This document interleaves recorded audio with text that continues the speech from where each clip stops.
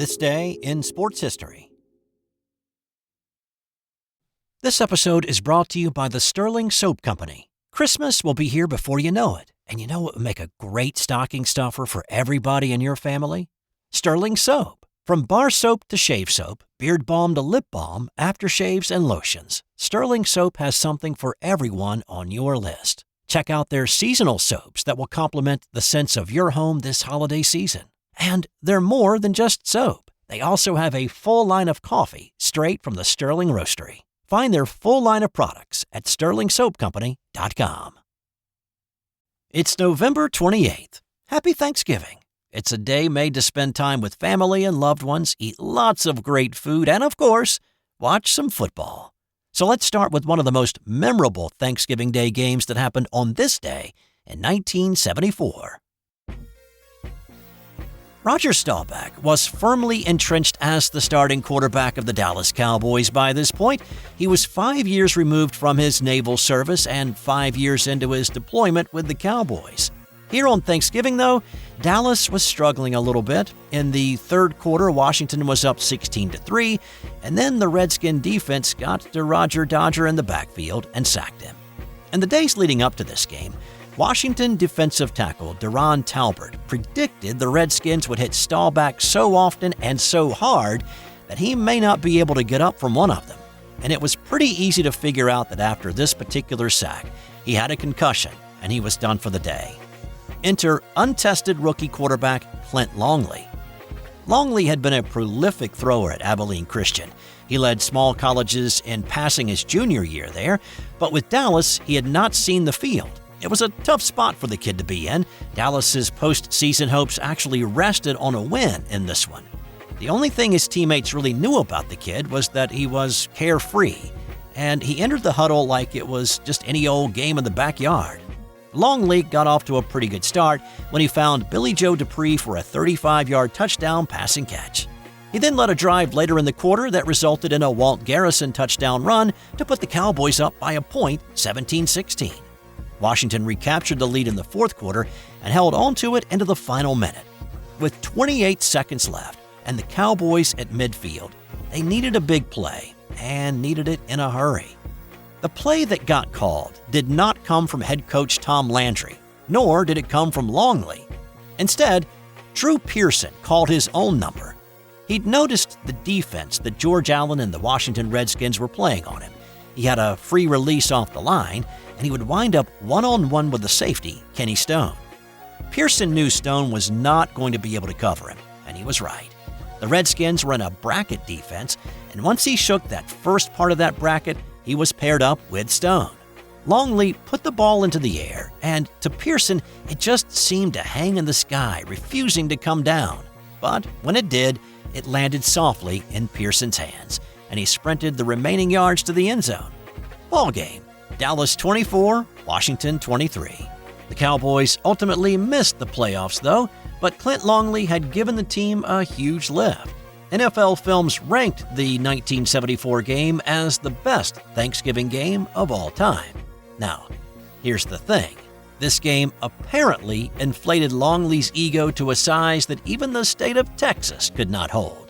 He started one game in 1975, and then in training camp prior to the 1976 season, Longley was done being Staubach's backup.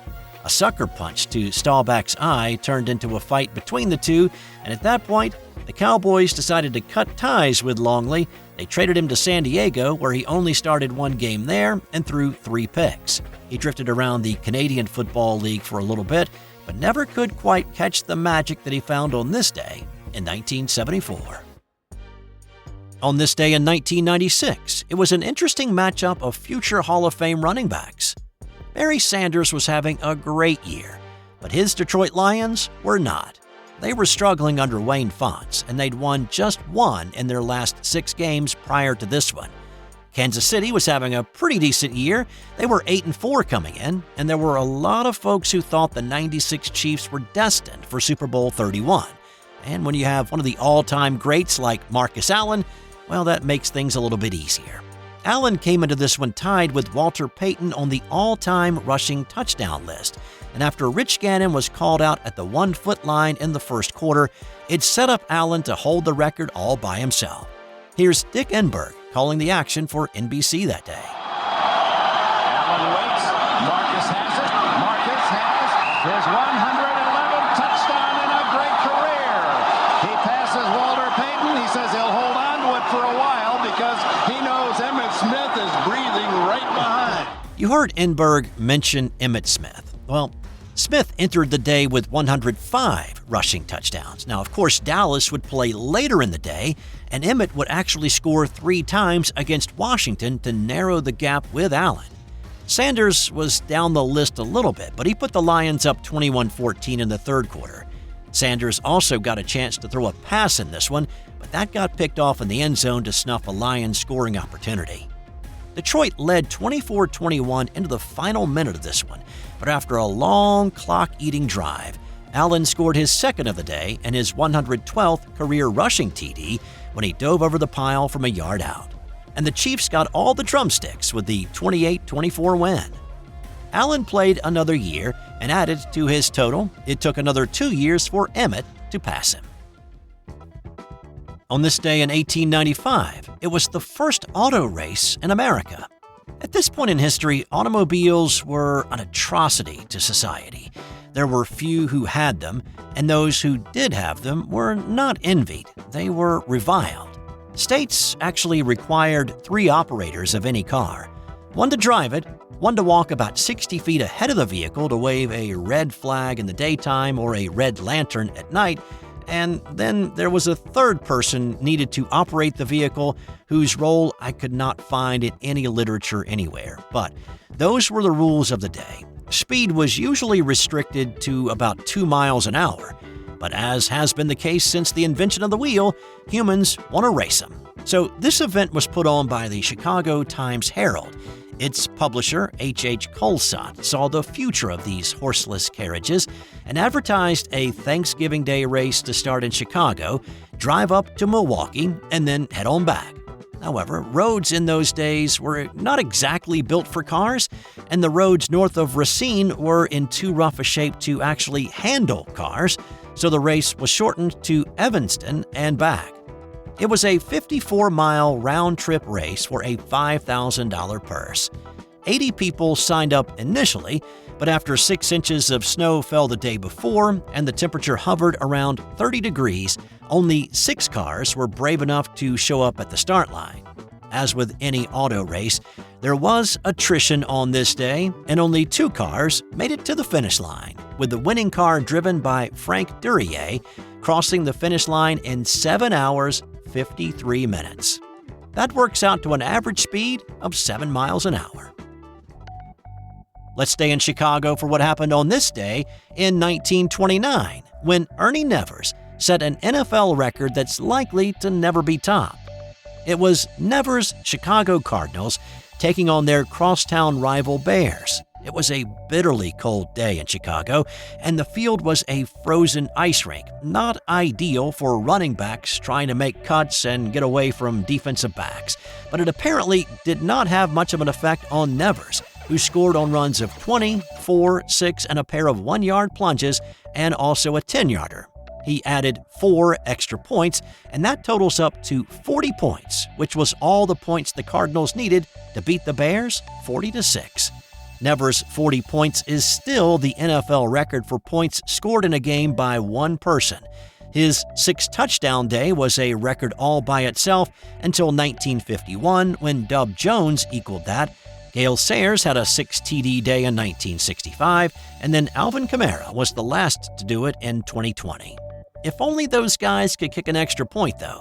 They could have tied or actually bested Nevers' scoring mark. Are you a hockey fan? Then you'll love Eric Zweig's new book, Hockey Hall of Fame True Stories 2.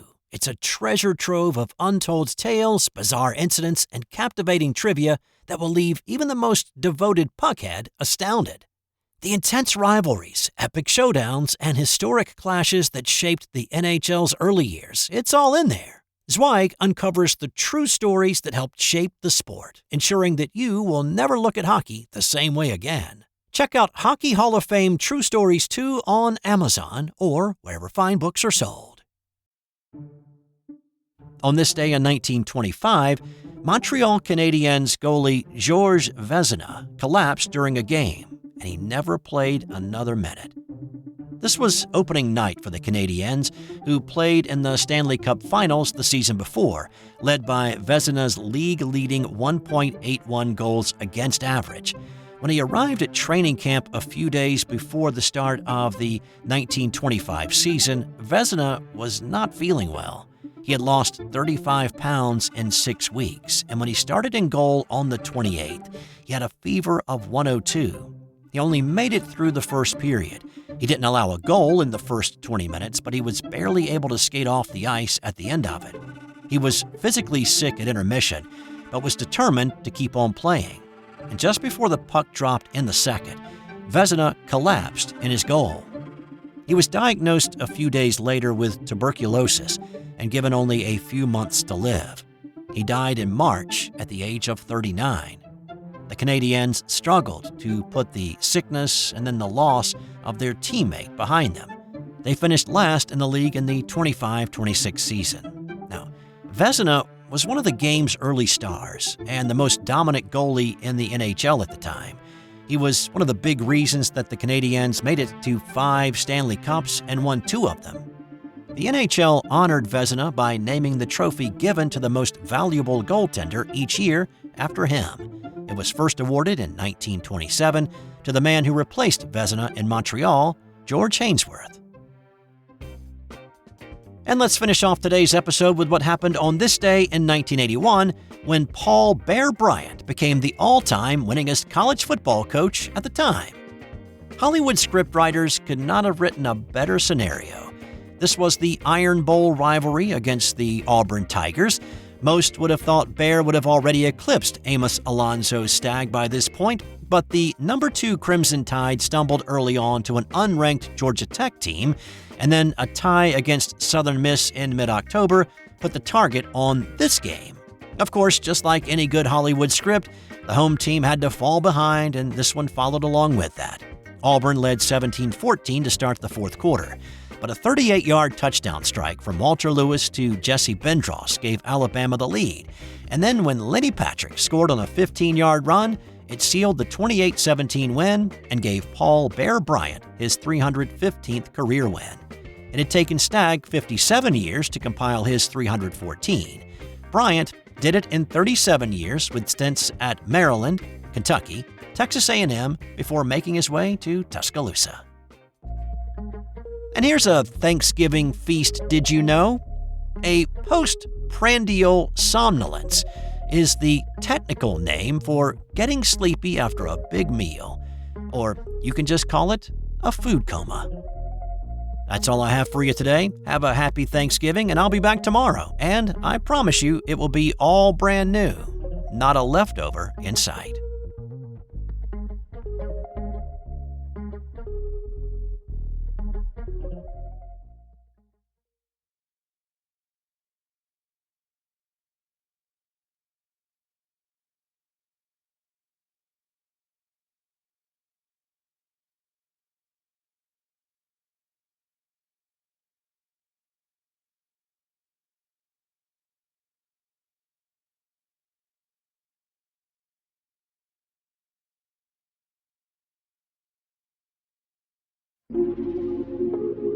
This has been an original Thrive Suite production.